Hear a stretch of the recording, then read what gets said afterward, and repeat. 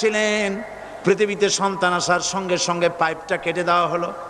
এবার কি খাবে? আল্লাহ রাব্বুল আলামিন মায়ের বুক থেকে সন্তানের জন্য এবার সিঙ্গেল সিগন্যাল, তার জন্য সিঙ্গেল কোন লাইন যেটা ছিল কেটে দিয়া মায়ের বুক থেকে সন্তানের জন্য ডাবল লাইন আল্লাহ চালু করে দিলেন।